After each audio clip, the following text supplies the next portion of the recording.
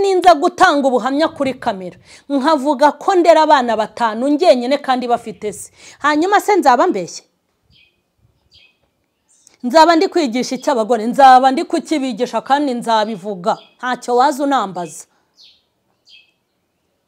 Aho butari ubuhamya nihe? Mba ndi kwigisha abagore kwigira bakanambira abana babo babyaye, bo kujya gusigana n'abagabo babo batandukanye nabo, bo gusigana n'abagore babo batandukanye nabo. Ntago nzabiceceka kuko dufite abagore benshi bibana, abo n'umugabo ataye abana nawe akabata. Uyu se n'umuco tugomba korora muri iki gihugu cy'u Rwanda. Nzakubwira ukuntu nabareze ngenyene, n'ubu mbarera ngenyene nta natanamo. Gute se nzabiceceka? Kubivuga bifitiye umumaro kuko hari ababyumva akavuga ati reka nanjye ndwana ishyaka ry'abana banjye batazandavura, akavuga ngo yashyigikiye mama Sharirene nanjye izanshyigikira. Cyo kwanga twaje kwandagaza abagabo, ipfa kuba atari uwawe nandagaje cyangwa atari wowe nandagaje. Nge sinzajya kubara amakuru yawe kuko iwanyu simpazi, nzabara yanjye kuko ndayafite.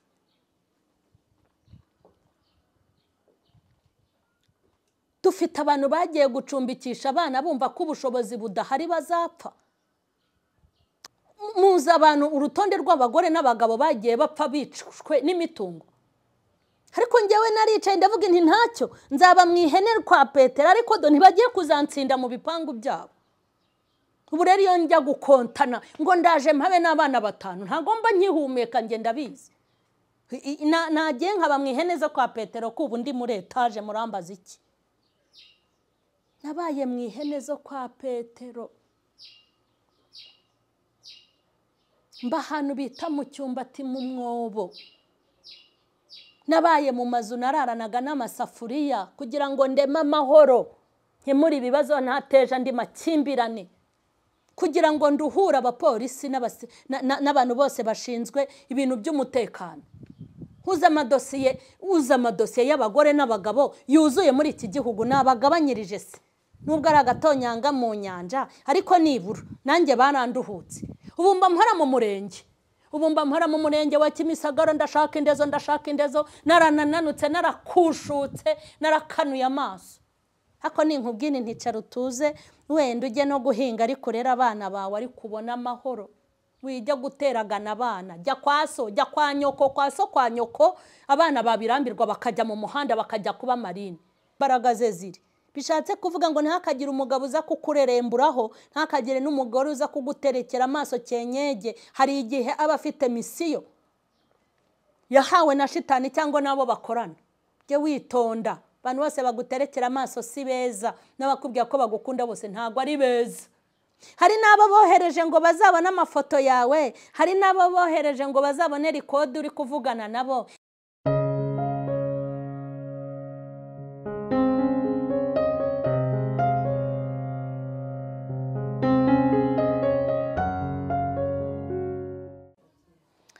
Ndabashuhuje mu izina rya Yesu Kristo w'i Nazareti. Ni kuri mama Sharirene nkuko mumenyereye, aho ngenda mbagezaho ibiganiro bitandukanye. Mwabonye ko muri iyi minsi nagiye ngira inama abantu bagiye kurushinga, abakobwa, abasore, ibintu nk'ibyo bitandukanye. Uyu munsi hari ikintu ushaka kuganira, dushaka abantu bamaze iminsi bavugaho cyane ku kintu cyerekeranye no gutanga ubuhamya. Gutanga ubuhamya, ese koko gutanga ubuhamya ni bibi? Ese hari ubuhamya bukwiye gutangwa, hari n'ubuhamya budakwiye gutangwa? Ese umuntu ukwiye gutanga ubuhamya ninde? Umuntu ukwiye gutanga ubuhamya ninde? Ubuhamya bukenewe ni iki? Ndagenda mbivanga bisobanura muri ubwo buryo. Hanyuma ku kintu cyerekeranye n'ubuhamya, ubuhamya ni gutanga ubuhamya.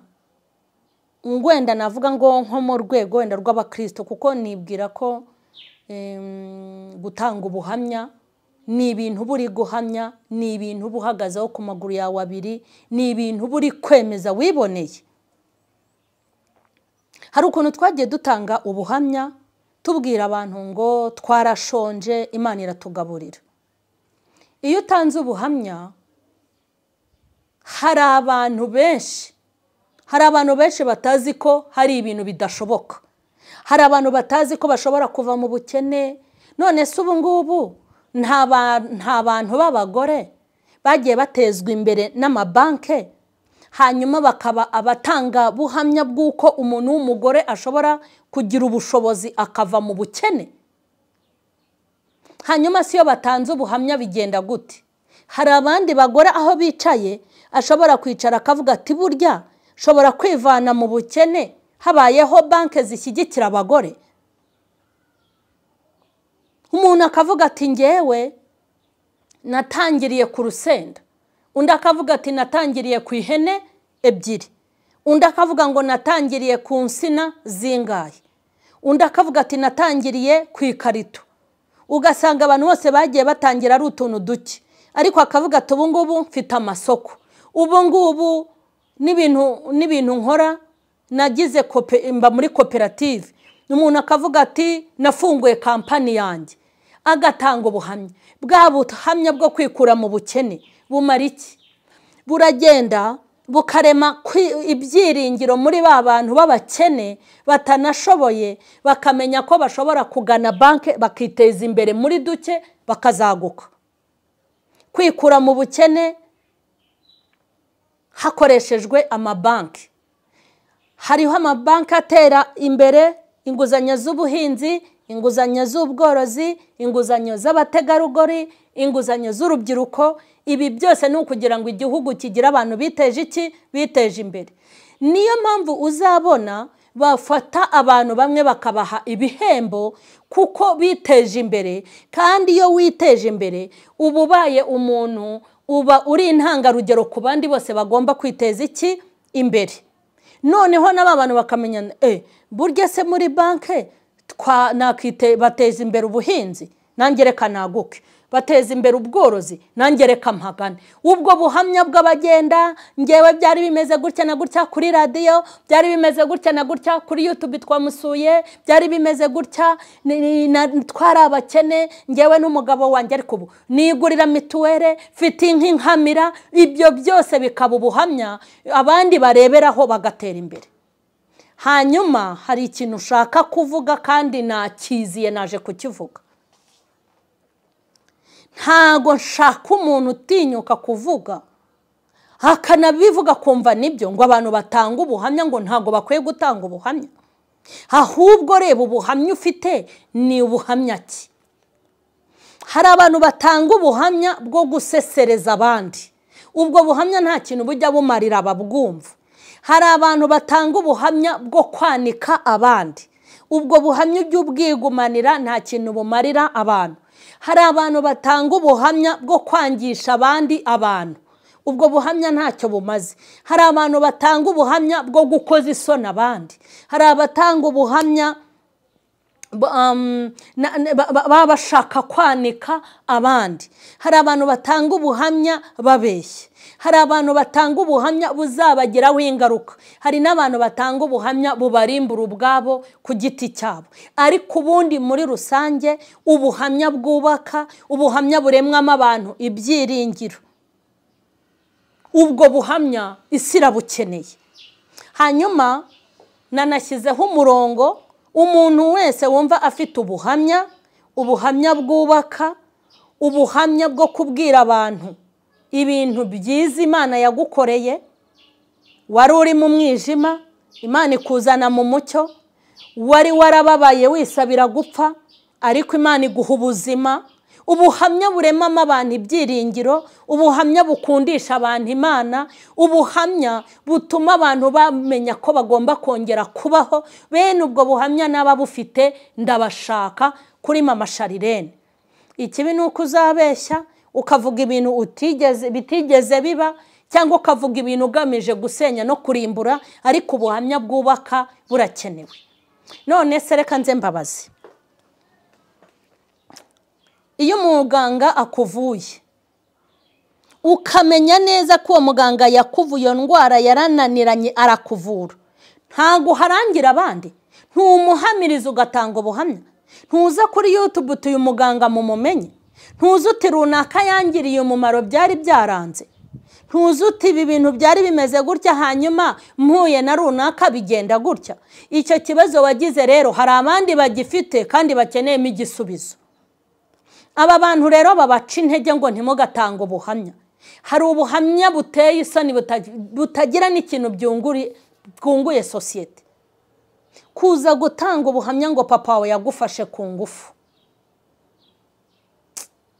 Reka nkubwire ngo papa wanjye umbyara yamfashe ku ngufu. Mwabantu mwe, sindi bugaye n'umuntu wazanye ubu buhamya.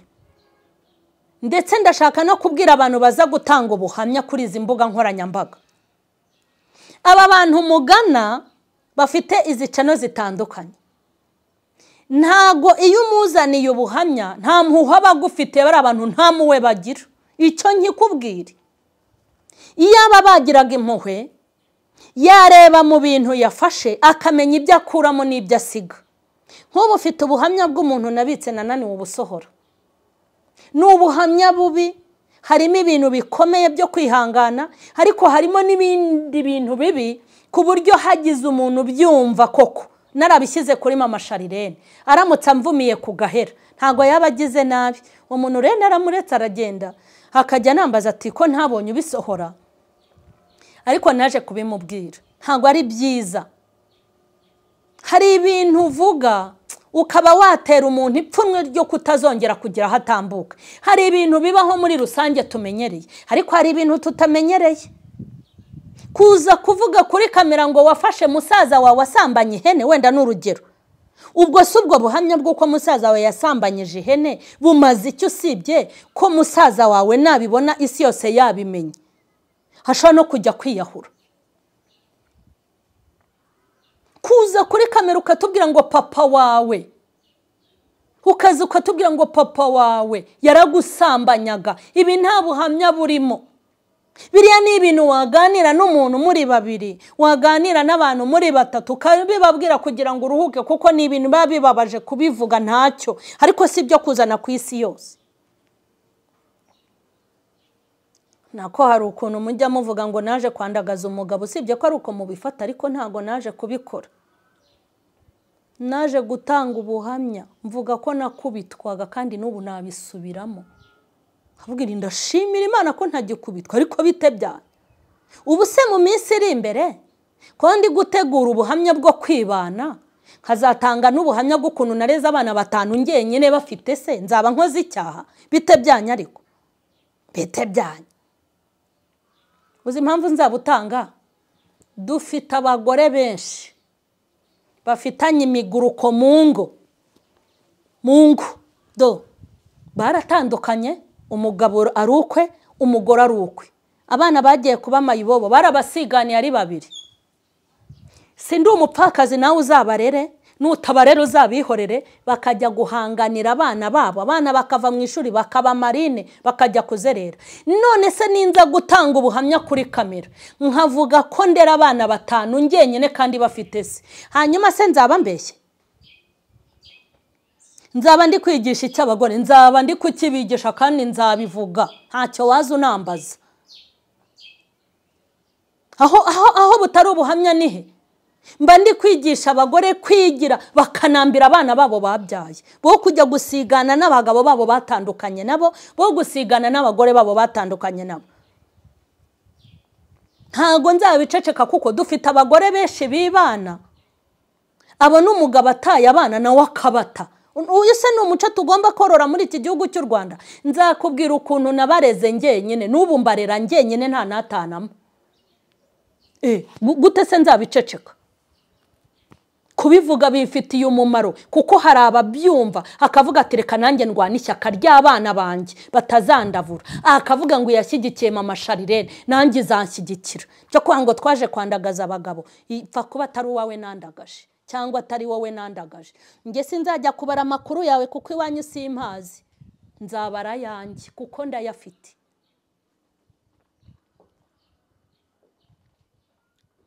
Dufite abantu bagiye gucumbikisha abana bumva ko ubushobozi budahari bazapfa.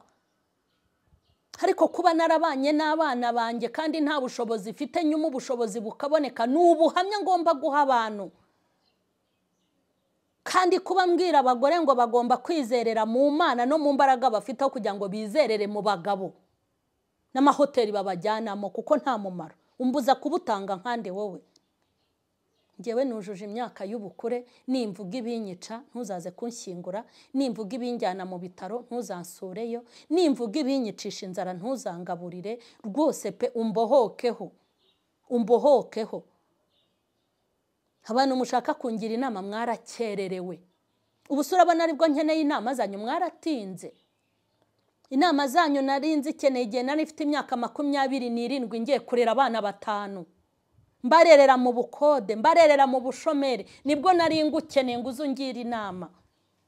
Nari ngukeneye ngo ngira inama cya gihe nabyaye mfite imyaka 17 natwise mfite 17. Nibwo nari ngukeneye ngo mbere umujyanama, cya gihe nari uruhinja. Sinakubonye nabirinze mbyara 5. Wahuraje ngewe ndi muri etage ntonze abana, we barakubeshye. Ntonze abana 5 we ngo uraza kungira inama wacu. Vuga ngo n'urushyi rwazamo we. Gutese ubu urangira inama iki warakererewe. Ubu dore inama ushobora kungira abajyanama nkeneye. Ngwino umbwira uti ushobora gukora iyi business ugakomeza gutera imbere. Ni wowe nkeneye. Naho abanza naho umunwa. Ntago nshaka umunwa wanyu, ntago nkushaka. Buriya nta n'umwanya nanabafitiye. Muratubuza gutanga ubuhamya. Ubu se nananirwa kuvuga ukuntu Imana yabanye nanjye mu bana banjye 5. Mu myaka 14 yabanye nanjye, nzaceceke ndeke kuyivuga ukuntu yantunze ikantungana n'abana. Abana banjye bakaba bari kwiga, ikabifasha ikambera amaboko. Ubu se ntiharimo umugore wumva ko adashobora kubaho ari wenyine adafite umugabo? Hari nayo mpamvu bishora mu ngeso mbi, bakajya kubyariramo n'abandi bana bavutse mu buryo budateganyijwe, hakabavanga n'abana be, bikatangira kubyara intambara. Wowe ukomoka hano, wowe ukomoka hano, bikaba gatogo. Hari ikintu cyiza se kibaho nko kubaho warareza abana ntubabyariremo abandi bana baturutse hirya no hino? Hari abantu ushobora kubyara, mu buryo bw'uko washatse undi mugabo, ibyo nta kibazo. Ariko ibazo pe ugahura na Yohana pyo akabaguteye inda, ugahura na Mariko akagutera inda, ugahura na Matayo akagutera inda, ukagira abana 3 bivanga mu abana b'abagabo 7. Se ibyo bintu nibyo? None se nkubwiye ko ushobora kubaho ukirinda kandi ukarya ukanywa ukanabaho neza, nta mugabo uje kugutesha agaciro, ubwo buhamya ntago babukenewe? Ese kuki mushaka ko tuvuga inkuru z'imibabaro yacu ntituvuga inkuru z'iminezero yacu? Ese kuki mwumva ko abagore baruhiye mu ngo badakwiye kumenya amakuru yuko bashobora kuruhuka?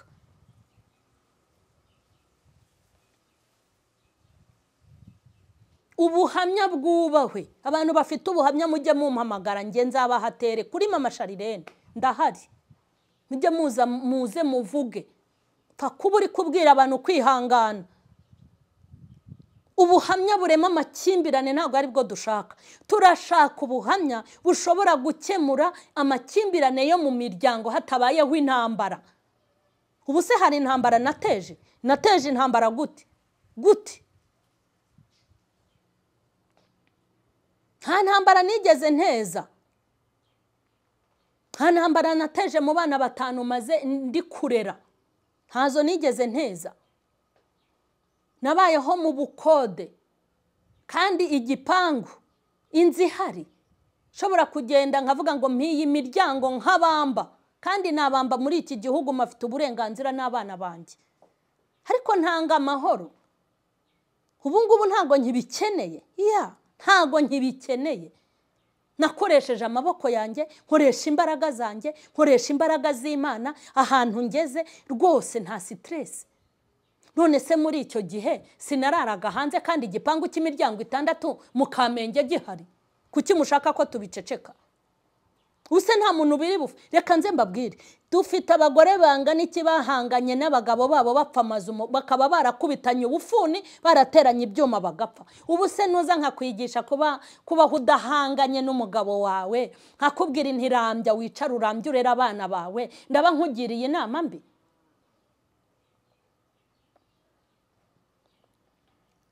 Muza abantu urutonde rw'abagore n'abagabo bagiye bapfa bicwe n'imitungo.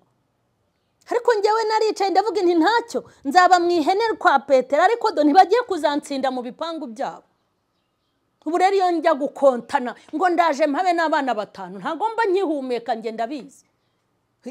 Nagiye nkaba mu ihene zo kwa Petero, kubu ndi muri etage, murambaza iki?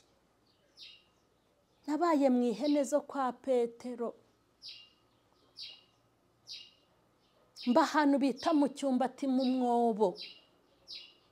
Nabaye mu mazu nararanaga n'amasafuriya kugira ngo ndeme amahoro, nkemura ibibazo ntateje andi makimbirane, kugira ngo nduhura abapolisi n'abantu bose bashinzwe ibintu by'umutekano.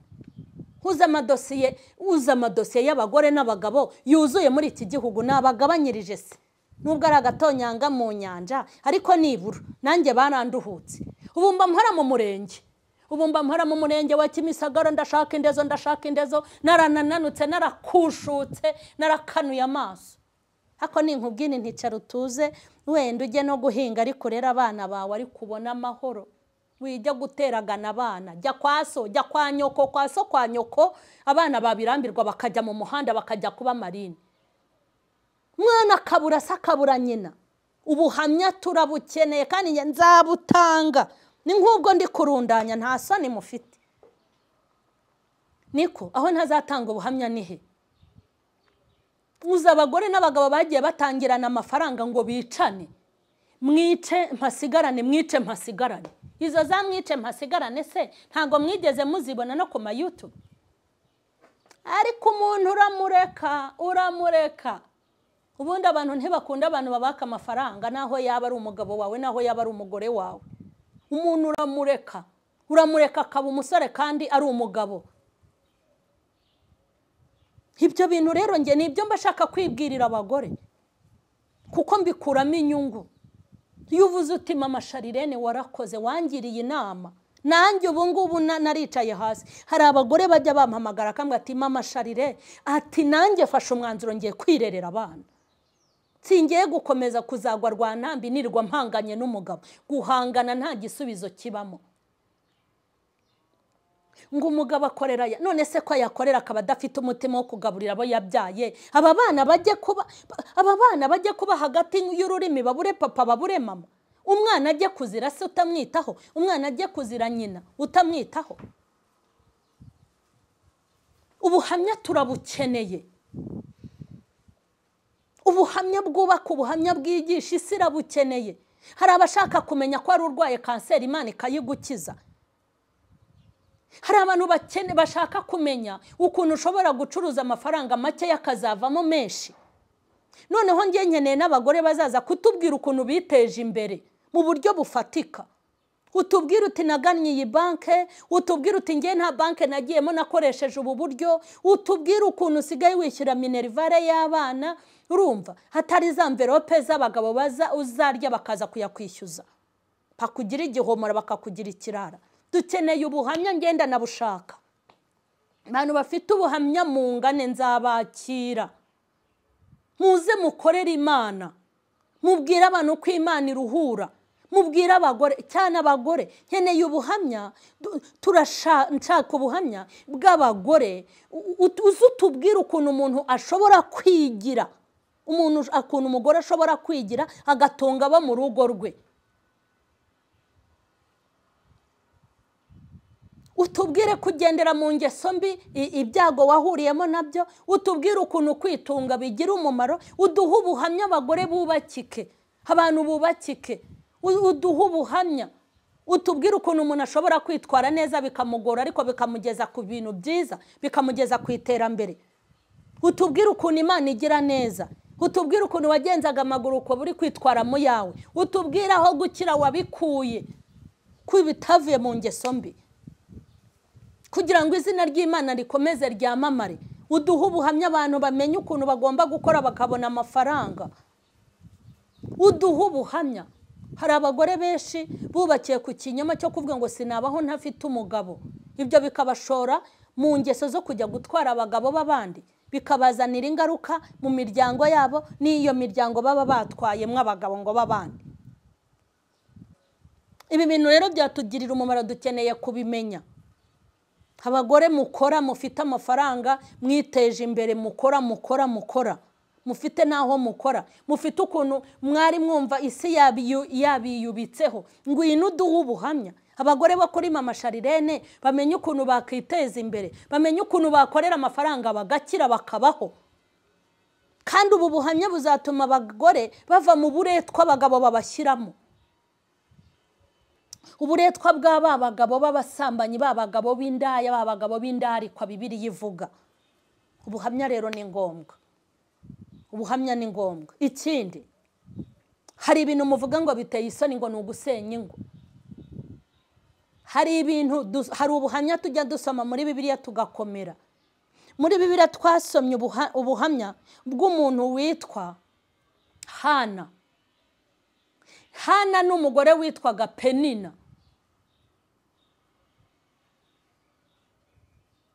Buriya buhamya se ko Bibiliya yabwanditse, kuki wumva yuko umuntu ufite ubuhamya bwa Hana atabuzana hano ko muri Bibiliya burimo, ko babuduhaye ngo tubusome? None se ubuhamya bwa Sara na Aburahamu, ukuntu Sara yashutse Aburahamu, ushaka kumbwira ngo ninde mugabo muri iki gihugu ufite icyubahiro kiruta icya Aburahamu? Mwajye mureka kwigira nabi.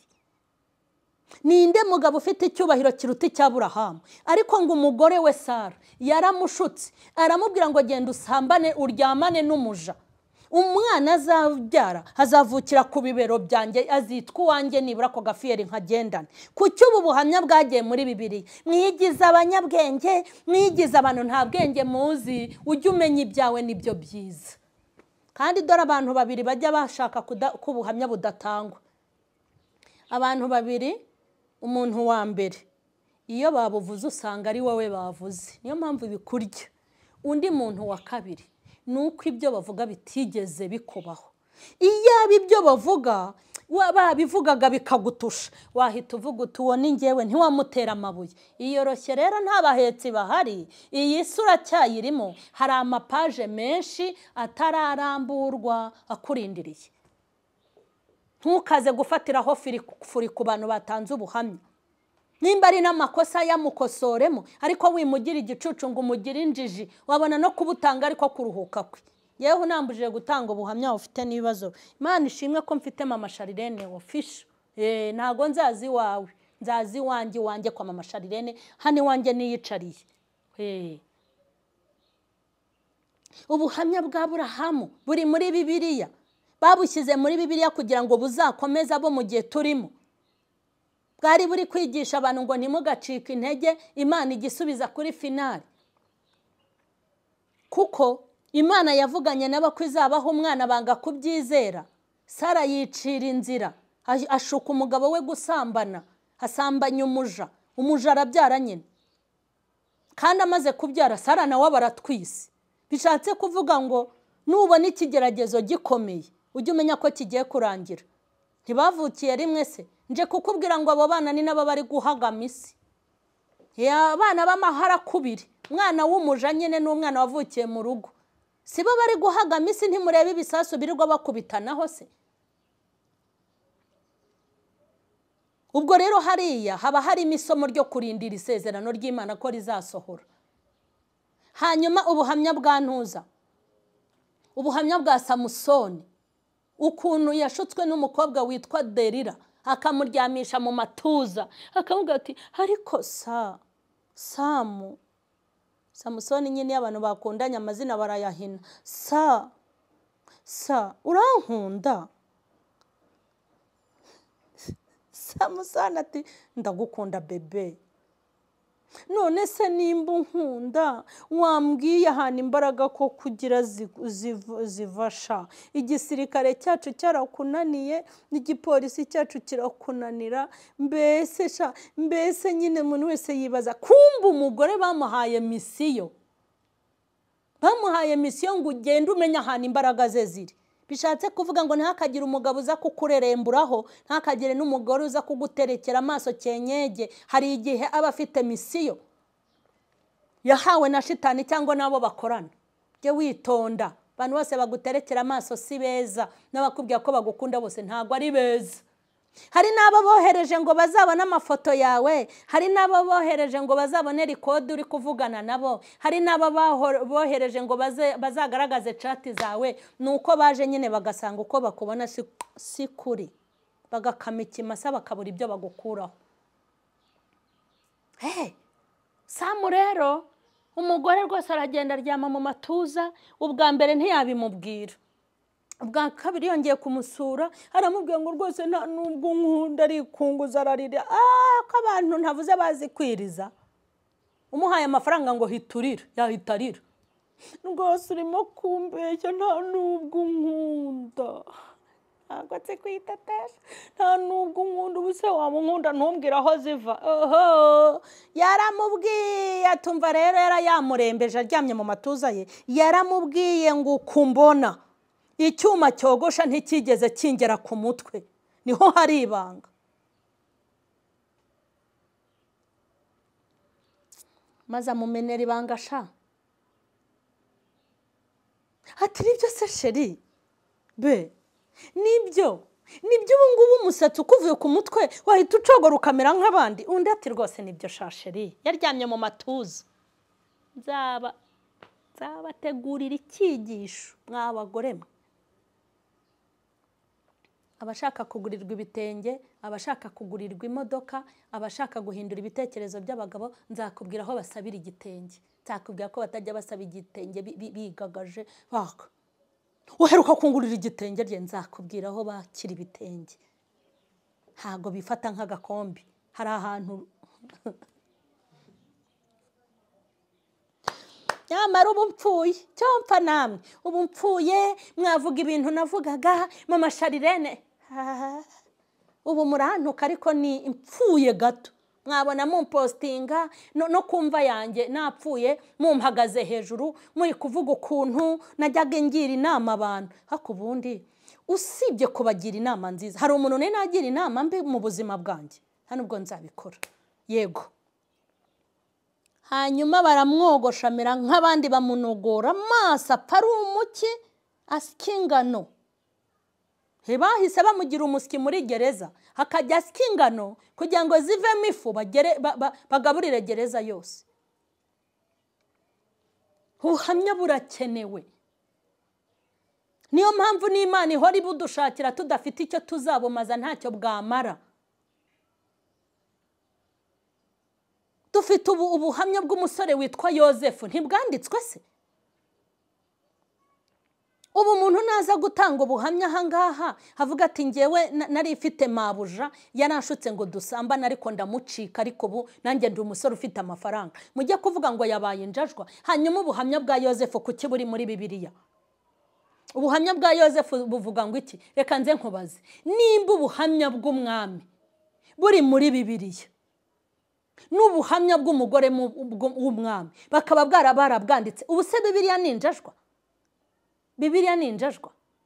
Harimo ubuhamya bw'umwami n'umugore we na Yozefu, ukuntu umugore w'umwami yaje kubengukwa. Genda kunda Yozefu ngo kuko yari umusore ukunditse nyine ukuntu. Aramukunda ngo arangije aranamutereta. Amutereta birashoboka ko yanamubwiye ati Jose ngwino nkubwire, nanjye mba umusore wanjye ntari korohama. Joseph ngwino nkubwire, uhereye nonaha ategeka abagaragu, aravuga ati uhereye nonaha ntazongere kurya ku biryo by'abaja, mujye mumuha ku byo mutegurira umwami, ntimuzongere. Arimo aramushuka, ntazongere kunywa nk'ibyo abagaragu barya, mujye mumuha no kuri vino y'umwami, sibyo? Ikindi Jose, ntuzongere kurara muri ariya mazu, oya ujye urara ahangaha. Birashoboka ko hari ibintu yabanje kumushukisha, nyuma rero aranamutereta, aramubwira ati ndashaka ko turyamana, amwishinzaho.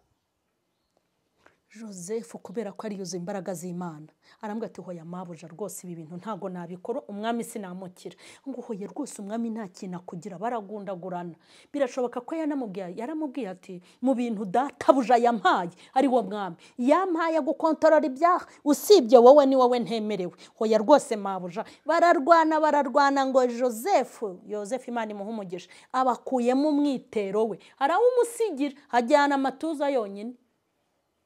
Hanyuma umugore abarikunguje mujye mukora ubugenzuzi ku bakobwa n'abagore birwa bavuga ngo bafashwe ku ngufu. Hari igihe hari bajya gufata ku ngufu yewe abagabo namwe hazasohoka itegeko ryanyu sha. Hari ikunguza ararira haravuga ngo Joseph yafashe ku ngufu kandi koko barebye n'ibimenyetso bazanga ikimenyetso gisigaranye mu ntoki ariko shahuwe umuhungu bagiye muri gereza.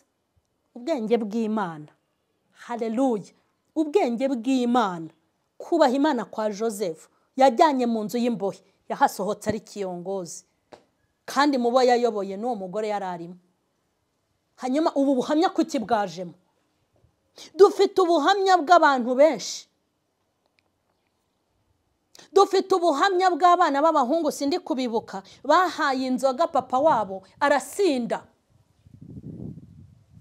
ngo papa wabo amaze gusinda yambara ubusa ngo baza kurunguruka ubwambure bwe. Abarungurutse ubwambure bwa se babaye ibivume ariko ngo abafashe umwenda bagenda batamureba bajya gukingaho ku bwambure bwa se babonye umugisha. Ibyo se ntacyo bivuze kuki ubu buhamya bwaje.